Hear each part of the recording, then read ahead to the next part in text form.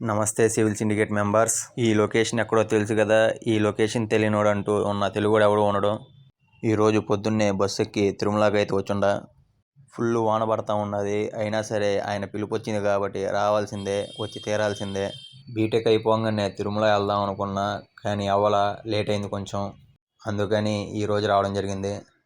తిరుమల అంటే మన తిరుపతిలో ఉన్న స్టూడెంట్స్ మొత్తానికి ఒక ఎమోషన్ లాంటిది, అలవాటు పడ్డ సాంప్రదాయం లాంటిది తిరుమలకి రావడం అంటే.